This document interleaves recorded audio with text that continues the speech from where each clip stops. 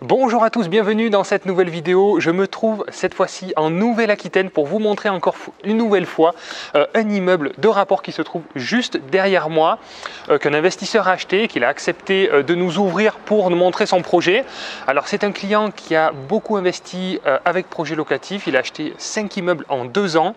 Oui, vous avez bien entendu, donc une fois qu'il a compris les mécanismes, il a enchaîné pas mal de projets. Il a acheté 2 projets de colocation et 3 immeubles avec projet locatif. Et après, il a compris en fait comment ça fonctionnait, comment ça marchait, et puis il s'est débrouillé en tous les cas pour l'achat de cet immeuble. Voilà. Je l'ai aidé sur la partie travaux, il y avait beaucoup de travaux, il y a 4 appartements, vous allez voir. Donc j'ai fait intervenir notre société travaux locatifs pour la partie travaux, mais pour tout le reste, il s'est entièrement débrouillé tout seul et je trouve ça super parce que voilà, il a compris, on l'a aidé au début, il n'avait pas le temps, il n'avait pas l'expérience, il n'avait pas les compétences, et puis il a réussi à acquérir un peu tout ça au fur et à mesure, et maintenant je suis très content pour lui puisqu'il a réussi à trouver ce projet qui est très intéressant. Je vais vous montrer entièrement tout seul. Allez, c'est parti, on y va.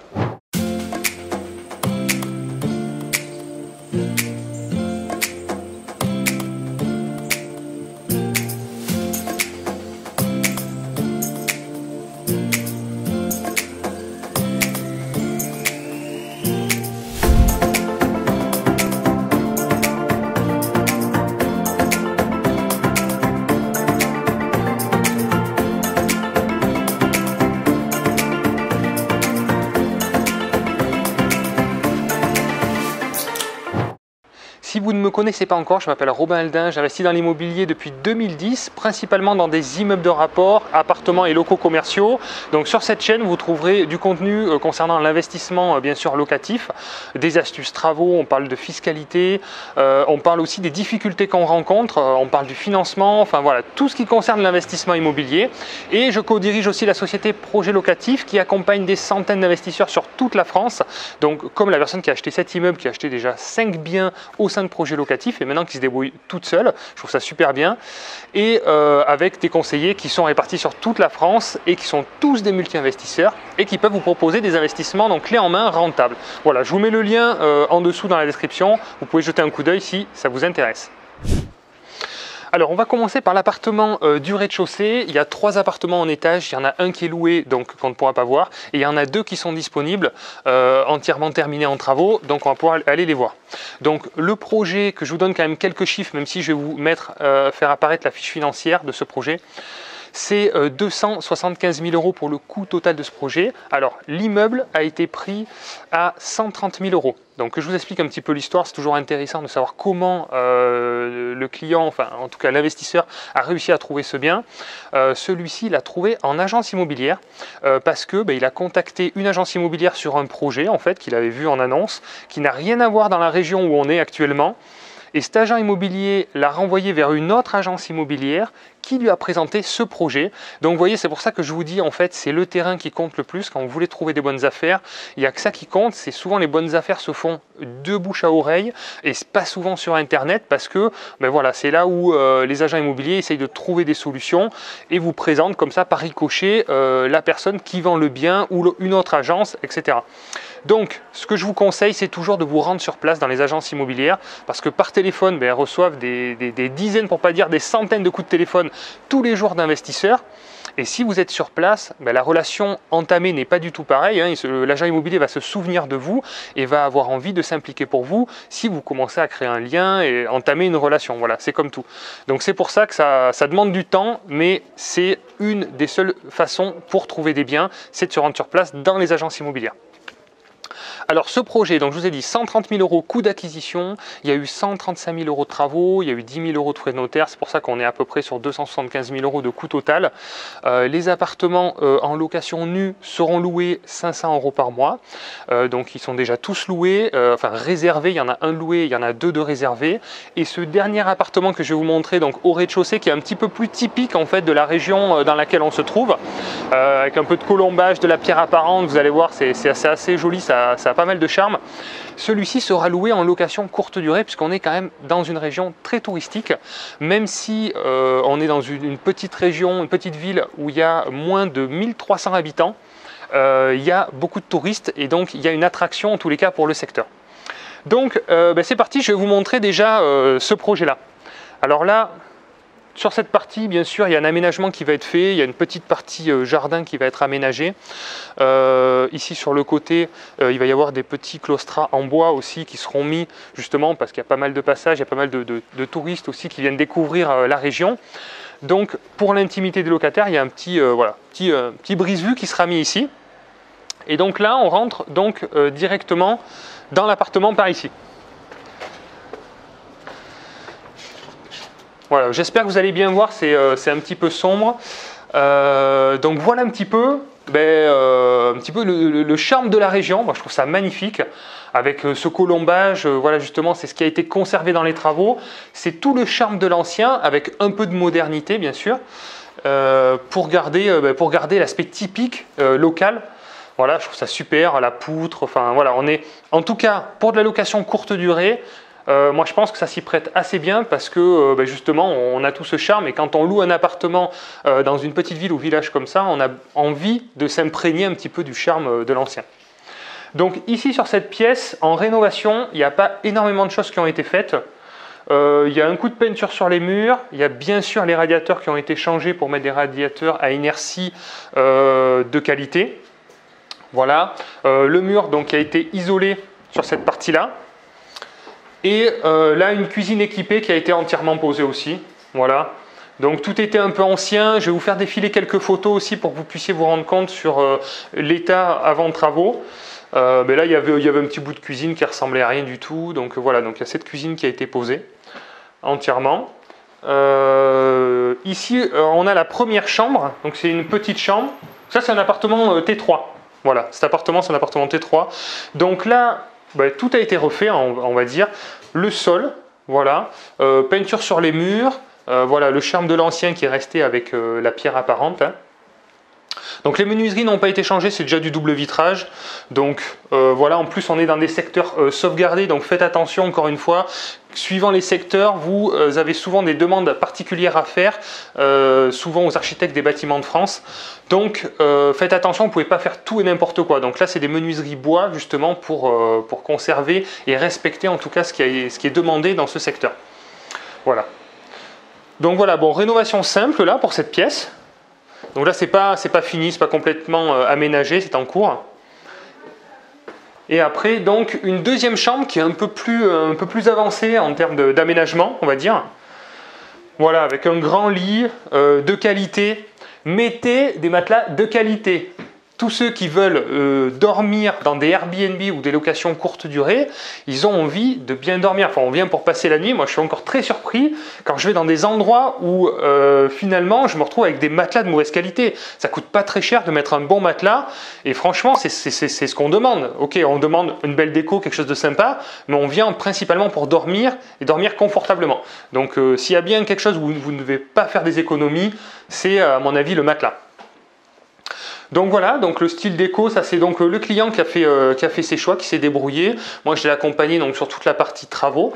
Et après l'aménagement, là il est en train de se débrouiller pour le faire. Voilà. Ensuite, petite salle d'eau qui a été rénovée. Alors pareil, là c'est toujours pareil, ça a été fait assez simple et assez propre. Voilà, donc rien d'ostentatoire. Hein. Malheureusement, on a cette marche, mais ça c'est les contraintes sanitaires par rapport aux évacuations. Donc ça c'est souvent le cas, on dit on veut des douches à l'italienne, mais c'est pas toujours possible, c'est les évacuations qui décident. C'est-à-dire que si vous avez déjà une évacuation très haute, vous verrez les artisans vous diront souvent, là on ne peut pas faire à ras, malheureusement on est obligé de faire une marche. Alors des fois c'est des marches plus ou moins hautes. Là malheureusement l'évacuation est très haute et on voit elle se poursuit en fait le long du mur pour récupérer l'évacuation après de la cuisine qui est derrière. Voilà, donc petite salle d'eau, bon rien de particulier, bien sûr la VMC que je vous conseille de mettre à chaque fois, et puis là, bon là c'est les WC, il n'y a rien de particulier.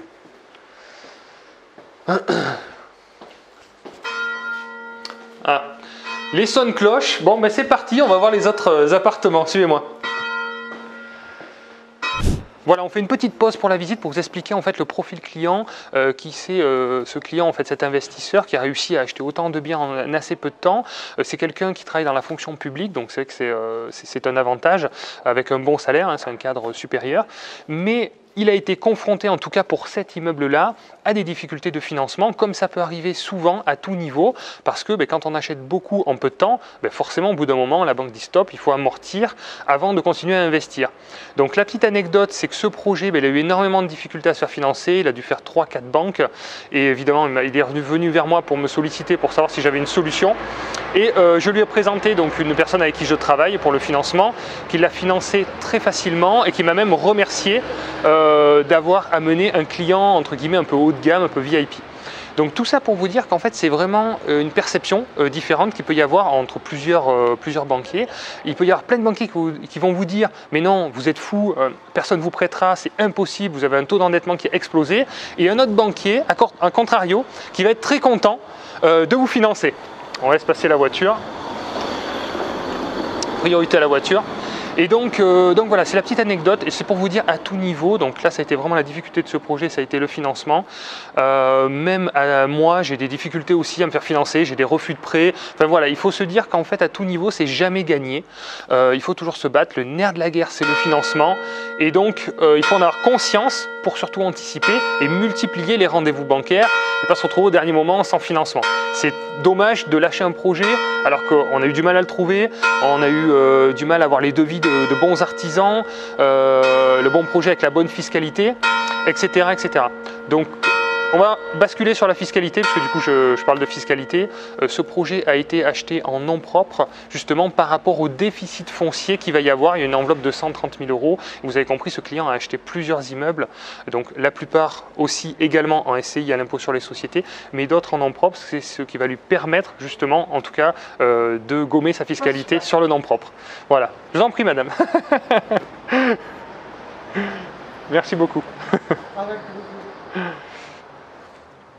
Donc voilà le petit point sur, on va dire, le profil client qui, depuis ses investissements avec nous et tout seul aussi, a réussi à se dégager du temps et maintenant il travaille plus que 3 jours par semaine, puisque évidemment quand on est cadre supérieur, on peut être dans la fonction publique, c'est des métiers qui sont assez stressants avec beaucoup de pression et petit à petit il est en train de lâcher un petit peu et de prendre un peu plus, on va dire, d'air, de liberté et de construire surtout son avenir et son patrimoine.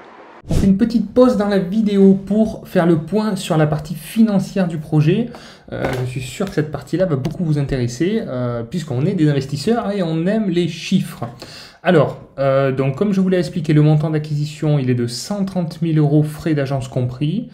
Donc il y a une provision de 10 000 € pour les frais de notaire et 135 000 € pour les travaux, ce qui nous fait un montant d'acquisition de 275 000 €. Alors, pour le financement, comme je vous ai expliqué, le client a eu quelques difficultés, donc ça, je ne veux pas vous refaire l'histoire pour ce financement-là, mais je sais qu'il a apporté les frais d'hypothèque, enfin les frais de garantie qui sont de moins de 5 000 €, et donc, en fait, il a pu avoir, on va dire, un financement quand même quasiment total, sachant que sur les autres projets, ce client mettait un apport de minimum 10% jusqu'à 15% du coût total pour justement accélérer un petit peu plus vite et avoir des dossiers qui passent plus facilement et surtout lever des fonds voilà, et commencer à rembourser du capital. Voilà, donc c'est le gros avantage quand on met de l'apport, c'est que les dossiers vont beaucoup plus vite. Là, c'est pour ça que ce dossier a été plus complexe et a demandé plus de temps et a demandé mon intervention parce que je ne sais pas si le client aurait réussi à obtenir son financement. Alors, ce qui nous fait des mensualités, vous voyez, de 1390 pour donc des loyers prévisionnels. Alors, tout est à 500 € parce que on était parti sur de la location nue à la base. Et donc, le rez-de-chaussée, effectivement, qui est loué, qui sera loué en location courte durée, aura un estimatif de revenus aussi plus important, mais comme il y aura de la gestion locative, il va totalement déléguer, sauf la partie, on va dire, back-office, avec gestion des annonces et réponses automatique, il y aura quand même des frais, donc a priori il y aura bien sûr une rentabilité bien supérieure, mais une énergie aussi supplémentaire. On ne gère pas du tout un appartement en location courte durée comme un appartement en location nue, ça n'a rien à voir. C'est un vrai business, c'est un vrai métier, c'est une vraie entreprise, donc a priori ça devrait doubler là au niveau du chiffre d'affaires. Mais partons sur le projet le plus simple, voilà. Donc on se retrouve avec 2 000 € par mois de revenus locatifs, ce qui nous fait 24 000 € à l'année. Le montant de la taxe foncière qui est de 2 000 €, voilà. Donc sans les ordures ménagères, puisque les ordures ménagères se retrouvent dans les charges des locataires. Et donc, bon, pas de frais de copropriété. L'assurance propriétaire non occupant, on est à 300 €. La gestion en agence, voilà, qui a été négociée à un tarif préférentiel qui est de 1500 €. Et le crédit immobilier, voilà, on se retrouve avec un total de charge de 20 550 € pour donc un différentiel positif de 3 450 €. Voilà, donc c'est un projet déjà intéressant à l'équilibre, surtout entièrement rénové, vous l'avez compris, avec une belle enveloppe travaux aussi qui va lui permettre d'effacer sa fiscalité. Donc voilà, un bon projet rentable. Alors on n'est pas à 10%, on voit 275 000 € de coût d'acquisition pour 24 000. Je ne l'ai pas calculé, mais on doit être à 9% brut de rentabilité, ce qui est très bien pour un projet entièrement rénové, qui a priori ne devrait pas avoir de gros coûts dans le temps. Voilà, on repart sur la visite. Voilà, donc sur la partie extérieure, il n'y a pas grand chose qui a été fait. On a fait poser donc un interphone, voilà, qui permet justement de fermer et de sécuriser l'immeuble. Donc vous connaissez, moi je pose souvent ce type d'interphone, hein, mes artisans font ça. Il y a un badge, on rentre effectivement avec c'est un petit badge en fait qui ouvre après la porte, donc ça va être posé ici. Et donc après, bon, on a les communs, voilà, avec les compteurs. Alors encore une fois, je vous parle des compteurs à chaque visite, mais bon, pour ceux qui viennent de découvrir ma chaîne et qui découvrent mes vidéos, j'aime bien le rappeler. Donc il y a 5 compteurs électriques, puisqu'il y a 4 appartements, donc il y a bien un compteur par appartement, et il y a un compteur aussi pour les communs. Voilà, donc ça c'est ce qui sera remis dans les charges des locataires tous les mois. Vous savez, on provisionne des charges, donc suivant si les compteurs sont individuels ou pas, des montants plus ou moins importants. Et l'électricité des communs font partie donc des charges des locataires. Voilà. Après, on rajoute souvent les ordures ménagères, hein, c'est dans la taxe foncière que vous recevez tous les ans. Et souvent, de temps en temps, pardon, si vous avez des compteurs d'eau aussi divisionnaires, il faudra provisionner l'eau aussi dans les charges. Voilà le petit point sur les communs. Bon, petite boîte aux LED, voilà, c'est simple, c'est propre, rien d'exceptionnel, mais ça fonctionne bien. Allez, c'est parti.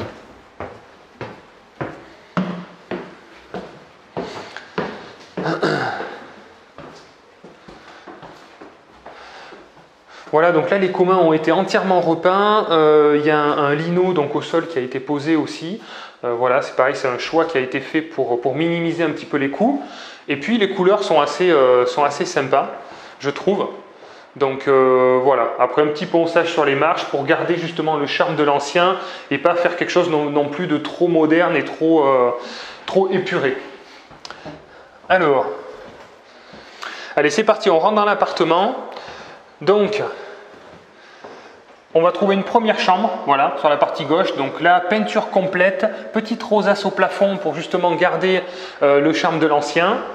Un bon radiateur, l'isolation des murs. Regardez-moi l'épaisseur des murs. Alors, je ne sais pas si vous vous rendez compte comme ça à la vidéo, mais l'isolation est juste incroyable parce qu'on a la pierre et par-dessus, bien sûr, laine et placo.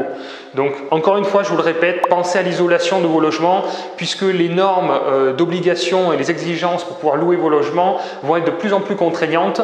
Et donc, à partir de 2028, vous allez devoir minimum être en étiquette E pour pouvoir louer vos logements. Donc, anticipez dans vos travaux et faites en sorte de ne pas vous retrouver un petit peu coincé au dernier moment. Voilà, venez avec moi. Donc là, il y a la partie salon séjour avec la cuisine ouverte. Voilà, belle pièce, assez grande. Encore une fois, les murs ont été isolés. Le sol, alors, c'est vrai que je ne suis pas très fan du lino à la base, mais là, on peut dire que c'est vraiment un lino de qualité parce que, je vais vous dire, on s'est fait avoir, on pensait que c'était des parquets clipsés en PVC. Donc c'est vraiment de bonne qualité.